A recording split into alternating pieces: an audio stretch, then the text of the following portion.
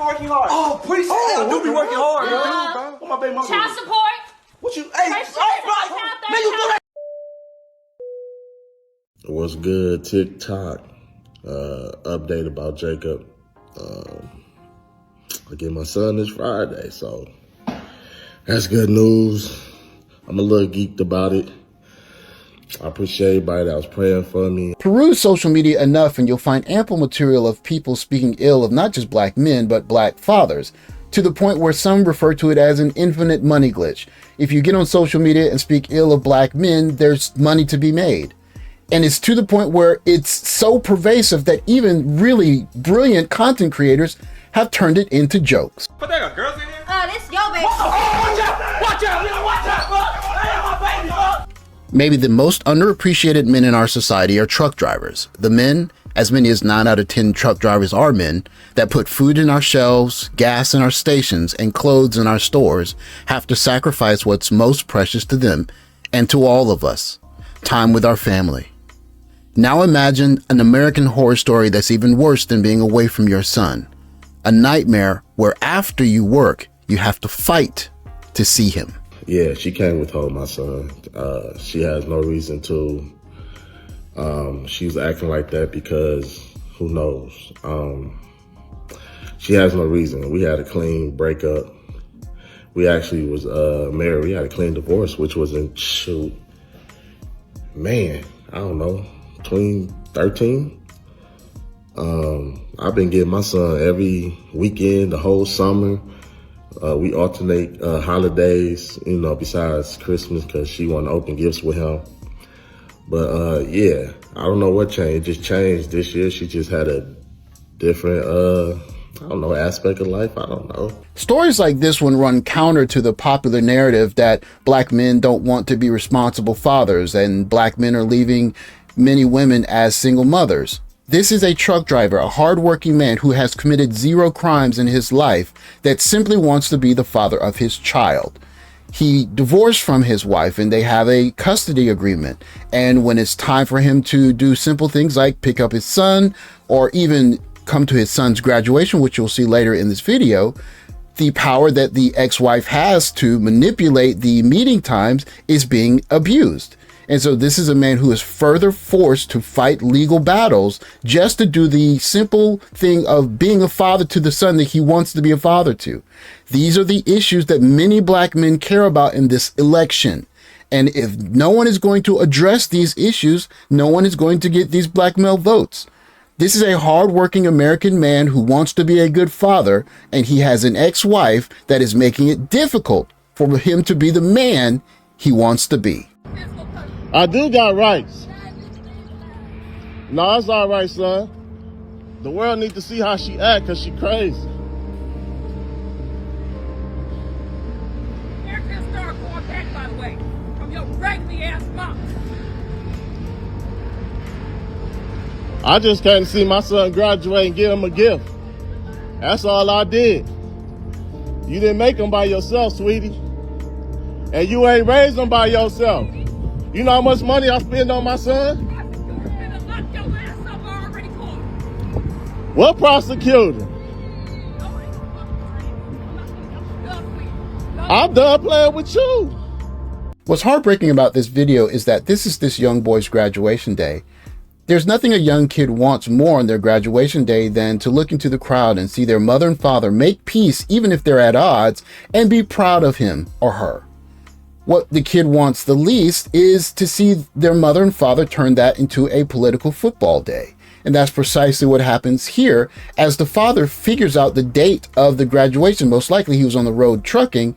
And when he shows up, it turns into an event, which of course totally embarrasses the young boy. But there's an even more heartbreaking thing to come. Man, look, I bought my son a gift for graduation. And look how she acting. Got my son crying because he wanted to see me. But this how bipolar people act. She just, I don't know what's wrong with her.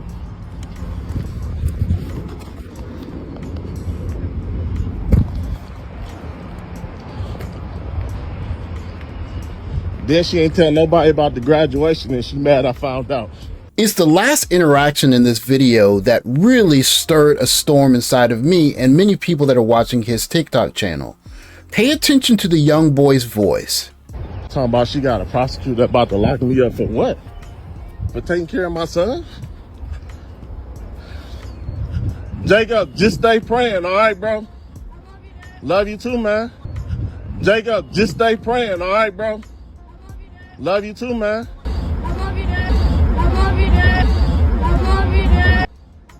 Love you too, man. Stay praying. Stay prayed up, son. It's gonna be all right. Stay prayed up, man. I love you. That's a mess, man. Mad because I can't see my son graduate. Here's this star going back, by the way, from your raggedy ass mouth. We have to look at this story and call it what it is. It is an American horror story. This is a man who is lawfully employed, who is properly paying child support, who is wanting and trying to be with his son as much as he possibly can. And when he shows up to his son's graduation, where he was not notified, is most likely the school notified the mother as she's the one who probably has primary custody, he figures out where it is, shows up, and he's being punished. And not only is he being punished, but the young boy is being punished because she doesn't have the love life she wants, or she's jealous of his love life. There's no legal reason for her to not welcome the father at that graduation. And yet here you can see a young boy being punished because basically the mom feels like it. What kind of justice is that? Over the next 3 to 4 months, we are all going to be basically hit with this onslaught of all of these black women that are going to be telling black men that if they do not shut up and they do not get in line behind Kamala Harris, then they're all these sorts of things. They're going to be calling us all kinds of dogs. We hate black women. We don't respect them, etc., etc. And the same black women, okay, that are going to be elevated by the media and that are going to be going on all these cable news networks and doing all of this stuff on the internet, they are the same black women that black men can't stand. Okay, these are the same ones that are hectoring black men. These are the same ones that hate black men. These are the same ones that, by the way, are not even partnered with black men. These are the same ones that are elevated by dogging, denigrating, disrespecting black men. Right now, my leading candidate for the election is this guy. And the reason is simple. I don't care about Brat Girl Summer, and I don't care about Hulkamania ripping a t-shirt open. I care about the stuff that I care about. And if no one's going to talk about this in this election, then I'm going to go vote for this guy. And I'll vote for everyone else down ballot. Because simply put, there are real issues, and we're seeing horror stories on social media. Not the horror stories of black men don't take care of their kids, but horror stories of the black men that want to do it and are being humiliated in the process. If there's no due process for guys that are doing things the right way, you're only fueling the flames for SYSBM and Passport Bros. There is no man that's a hardworking that should have to endure the kind of humiliation of trying to go to his son's graduation, seeing his son cry in front of him, and being threatened with a lawsuit.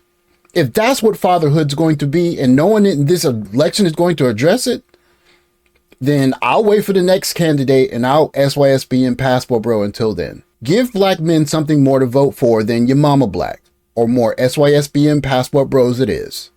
Thanks for watching, like, subscribe, comment below, catch you in the next video, take care.